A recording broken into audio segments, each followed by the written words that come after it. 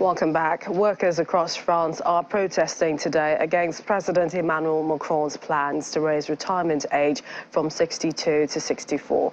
The government intends to go ahead with the plan despite the protests. It will be brought to the National Assembly for passage next week. Thousands marched through major cities such as Paris, Marseille, Nice, even Rennes and Nantes. Unions around France have been on the streets today for a second day of nationwide protests and strikes against the government's pension reform plan.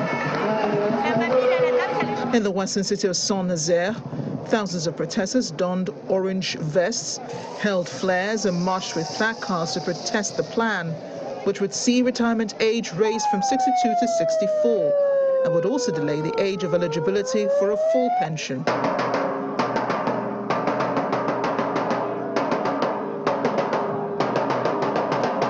Today's strikes have disrupted French electricity production, public transport and schools.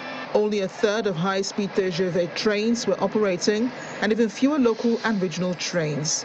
The Paris metro was also seriously disrupted, with some usually bustling stations eerily empty. The protests are a major test for President Macron, who says his pension overhaul is just and responsible and necessary to help keep government finances on a sound footing. Opinion polls show the French oppose the measure. The first of the workers' strike took place on January 19 and was attended by 1.1 million protesters, more than during the first wave of street protests when Macron first tried to pass the reform in 2019. He shelved the attempt when the COVID pandemic erupted.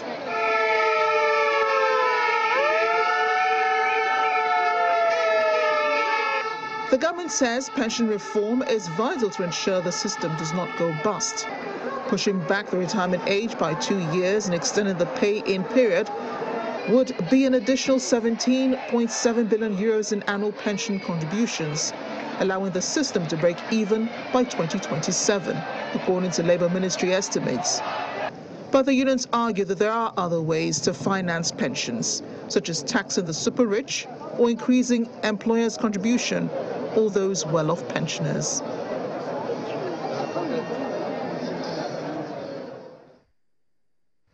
Joining us now, VOA's Lisa Bryant, and she joins me from Paris for more. Thanks and welcome. Why is this such a sore issue for workers in France? Well, you know, the French have what they call acquis, which is things that they've gained. And, you know, there's a certain way of life here. And one of the gains is a retirement age that is essentially one of the lowest in Europe. Now the government wants to raise it originally to 65. You know, they backed down to 64. And so, of course, a lot of French are not happy about having to work a couple more years. Some people say they'll have to work until 67 or 68 if they haven't basically logged in a certain amount of years into their pension system. So this is basically 2/3 of French are against this retirement reform plan, at least according to the polls. And this is work with pay, isn't it? Yeah, I mean, this is work with pay. Right now, the people who are on strike are mostly going on strike without pay. But yes, this is the idea is that you have to put in a certain amount of hours into the French retirement system, a certain amount of years. There have been other efforts to reform the system, other discussions like, for example, paying more into the system. But the Macron government feels that basically the most realistic way to pay for what they consider a retirement system that threatens to go broke is to simply have everybody work more years. Does it appear that the government has made moves to reason with the workers? Yeah, I mean, look, the government has had lots of talks with the syndicates who are generally all essentially on the same page that, you know, they're very much against the expanding the number of years.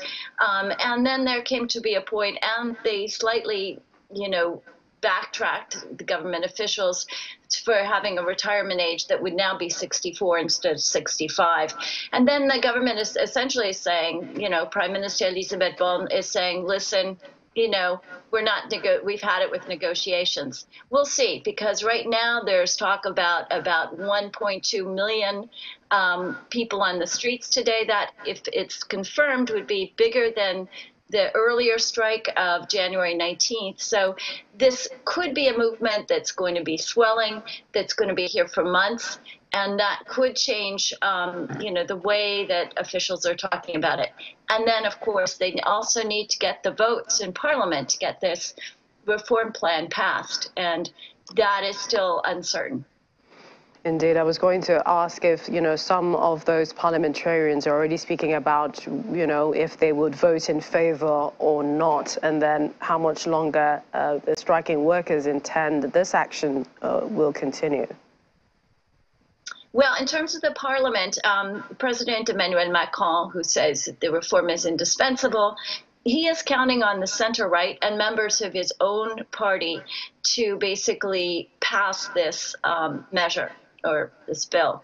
On the other hand, members of the center-right and some members of his own party are not certain, or at least making sounds that they may not, they're having questions about passing it, whereas the left and the far right, the National Rally Party, which is the largest opposition party, are adamantly against it.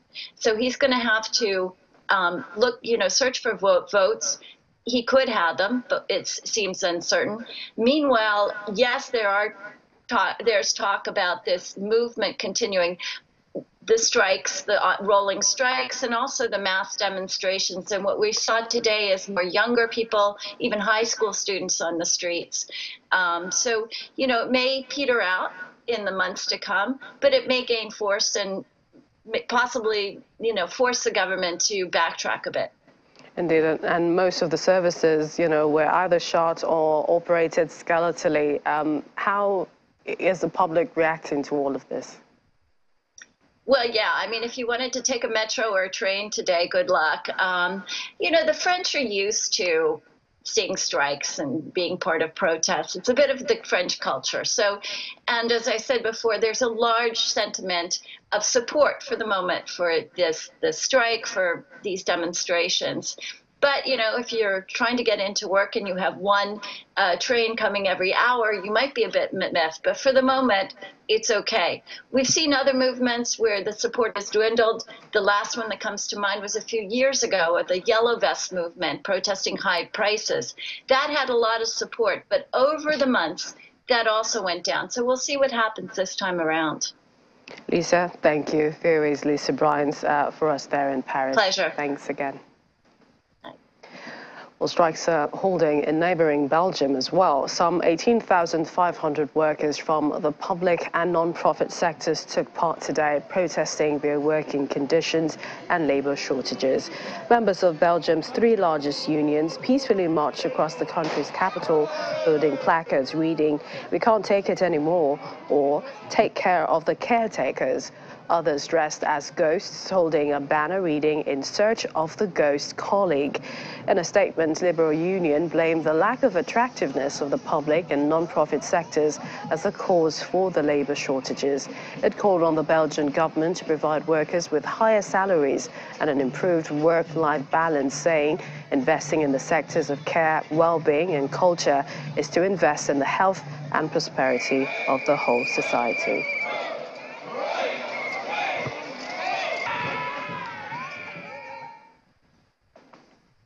A convicted Italian anarchist who has been on hunger strike for weeks has been moved to a jail in Milan amid growing fears his health is worsening.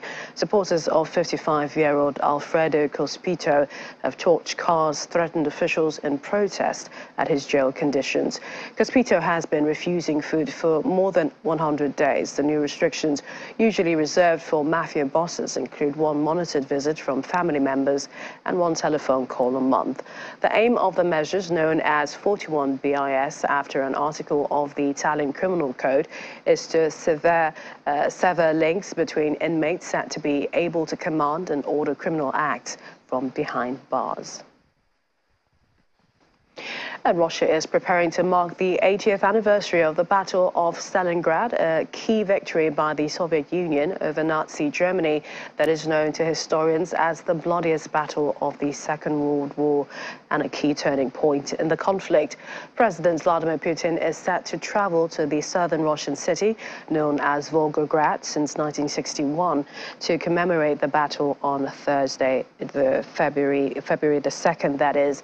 Local media reports say work is underway to spruce up the city, including fresh road markings, a ban on heavy vehicles entering the city. Dog patrols have also been reported there. Ahead of the president's visit, calls have been made, not for the first time, to rename the city as Stalingrad. The city originally known as Tsaritsyn can already be officially referred to as Stalingrad on 9 key dates in the calendar, including the 2nd of February.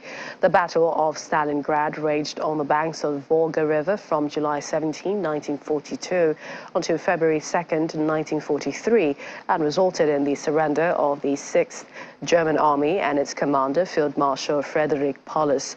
Despite its victory, the Red Army suffered huge losses in the battle. Some 1.1 million service personnel were killed or wounded in action. To all the stories on the continent, Spain rescued some 171 migrants off the Canary Islands on Monday. They were found on 3 stranded boats. Coast Guards transported 55 of them to the port of Aguinguin in Spain's Gran Canaria, including 2 women. All of them were in good health, said Red Cross regional head Antonio Rodriguez, who was speaking after they disembarked. Another Spanish Coast Guard vessel transferred 116 sub-Saharan migrants to Fuerteventura Island after locating 2 stranded boats with 99 men, 14 women and 3 babies. Every year, thousands of people leave North Africa to make the perilous journey to Europe in search of a better life. According to the Interior Ministry, a total of 371 migrants crossed by boat to the Canary Islands up to mid-January, 48% less than the same period of last year. We head to Pakistan now, where the first funeral for victims of yesterday's bomb blast at a mosque in Peshawar are being buried. Colleagues, family members and government officials today held prayers for 2 policemen killed in the blast. There were over 200 people inside the mosque at the time of the blast, most of them policemen. No group has yet claimed responsibility for the attack. At least 170 people were wounded in the tragedy, which demolished the upper story of the mosque as hundreds of worshippers took part in noon prayers. In the meantime, ambulances transporting injured people continue to arrive at a hospital in Peshawar. Rescue workers say worshippers buried under the rubble of the collapsed section of the mosque were still being pulled out more than 12 hours after they started operations. The rescue operations continue, although they are hoping to conclude soon. Authorities say they do not know how the bomber managed to enter the area, which is protected by a series of checkpoints manned by police and military personnel. U.S. Secretary of State Anthony Blinken has arrived in the West Bank today to meet with Palestinian President Mahmoud Abbas and his leadership, a day after calling for a halt to escalating violence and reaffirming Washington's backing for a 2-state solution to the decades-long conflict between Israel and Palestine. Blinken appealed for calm on both sides following last week's killing by a Palestinian gunman of 7 people outside a synagogue and the worst such attack in the Jerusalem area for years, bringing the total of Israelis killed in attacks by Palestinians since 2022 to 33, with 3 Ukrainians also killed. He met Palestinian Authority PA leaders, deeply disillusioned after months of raids by Israeli forces in the occupied West Bank that have killed more than 200 Palestinians, including civilians, as well as militant fighters since 2022. Now, in January alone, 35 Palestinians have been killed in clashes with Israeli troops in the bloodiest month since 2015, while officials say attacks on Palestinian property by Israeli settlers have also increased. Well, staying with Mr. Blinken's visit, he was in Jerusalem much earlier, where he met with Israeli leaders. He held talks with Defense Minister Yoav Gallant and former Prime Minister and opposition's leader Yair Lapid. Mr. Blinken called on Israel to build broad support for new government proposals amid a bitter row over plans for an overhaul of the judicial system that has brought thousands of Israelis onto the streets in protest. United States and Israel. Still to come on the program. Business returning to normal in China's Wuhan city, and that's after the end of a 2-week spring festival holiday. We have that story and more when we return.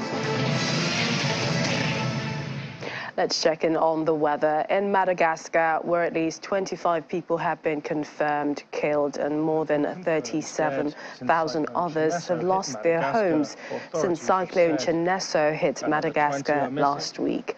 The cyclone, which reached land January 19, triggered heavy rains that left large parts of the country's capital, Antananarivo, flooded.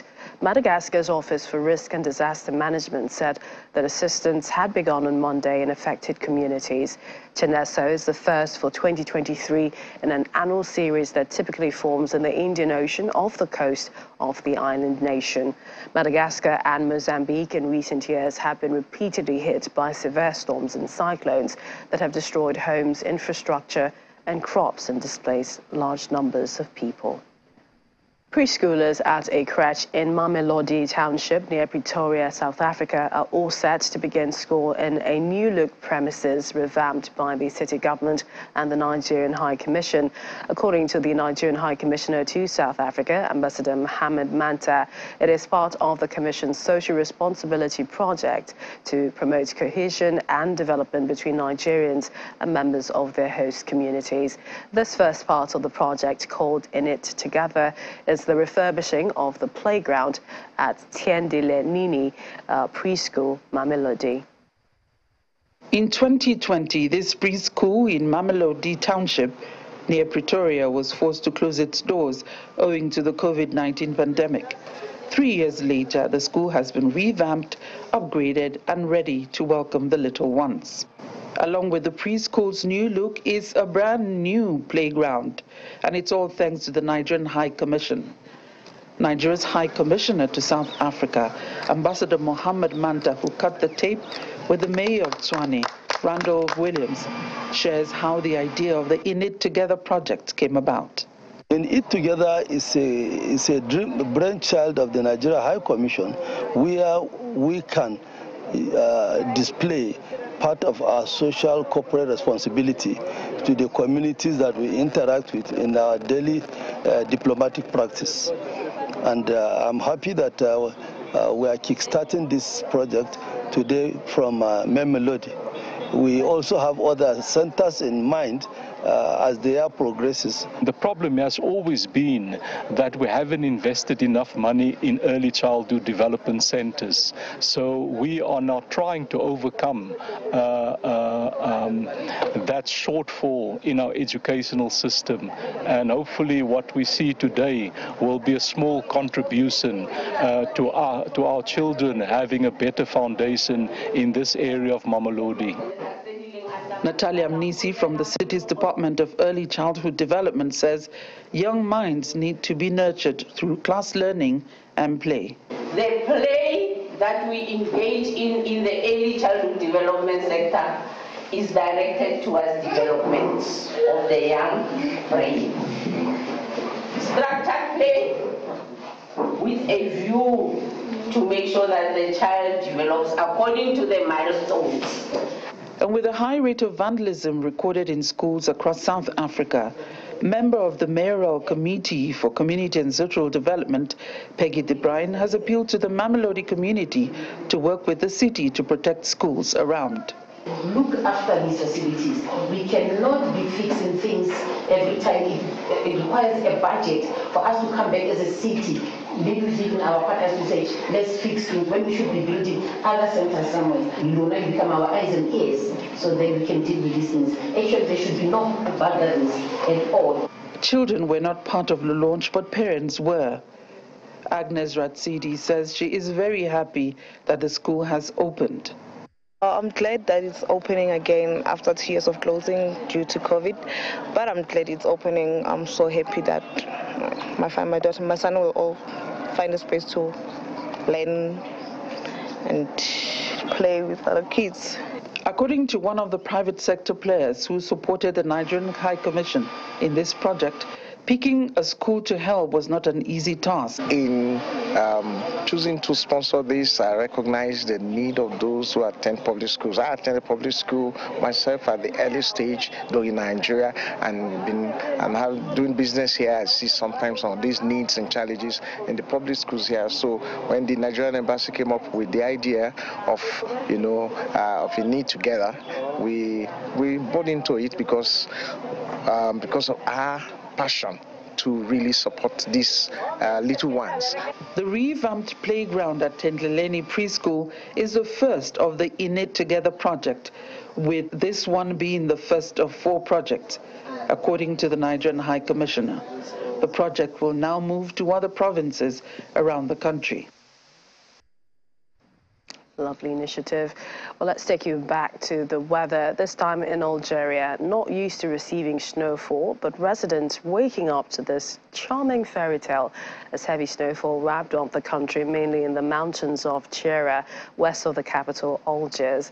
Located in the northern province of Blida, the Chera mountain is known for heavy snow weather and ski resorts. It becomes a sacred place to snow camp adventures during snow season.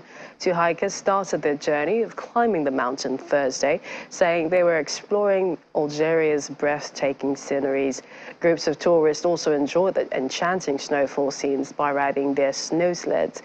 Roads and forests on Chera Mountain are silver blanketed by thick snow, creating that charming fairy tale. Well, the winter is anything but dreamy in Afghanistan, where hospital wards have been filling up in recent months with children suffering from pneumonia, other respiratory diseases, as many families face stark choices between being able to heat their homes or afford food. Perhaps driving this truth home is 3-month-old Amrullah, who is one of the people to have died due to the cold weather in Afghanistan in recent weeks, in a bitter snap that has hit as the country experiences a severe humanitarian crisis. Baby Amrullah was taken to hospital around 2 weeks with coughing and congested lungs. About around midnight, her face was cold, stone cold. She died. The United Nations has said 28 million Afghans, many of them children, are in need of urgent assistance during the coldest winter in 15 years, which has seen temperatures dip as low as -34°C. Many aid groups have partially suspended operations in recent weeks due to Taliban administration ruling that most female NGO workers are forbidden from working, leaving agencies unable to operate many programs in the conservative country. Well, we're still checking in on the situation in New Zealand, where heavy rainfall has left nothing but destruction behind.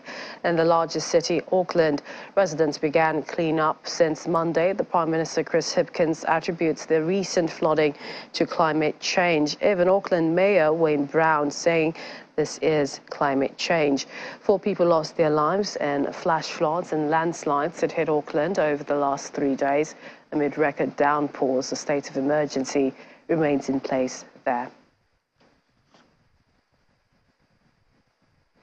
As we end the program, Wuhan's largest clothing wholesale market has resumed business 2 days after the end of the week-long Spring Festival holiday, January 27. Most shops on the street resumed business with new arrivals, latest fashion style, attracting wholesalers from all over the country. The 500-year-old Hanjiang Street is home to a total of 36 professional markets, including clothing, bags, household appliances, footwear and ceramics, covering a business area of over 1.7 million square meters and up to 18,000 market entities. The market receives an average of over 200,000 200,000 visitors per day, and it tops 300,000 in peak season. Meanwhile, the street attracts many fashion designers to start their business there. Merchants in Henzhang Street attach great importance to time-sensitive delivery and adjust the delivery time according to their customers' requirements. At present, more than 2,000 merchants in Henzhang Street have self-operated factories with a daily output of 1 million pieces or sets of women's clothing. Well, that's our program this evening. Thank you for watching. I'm Millicent Walker. Bye for now.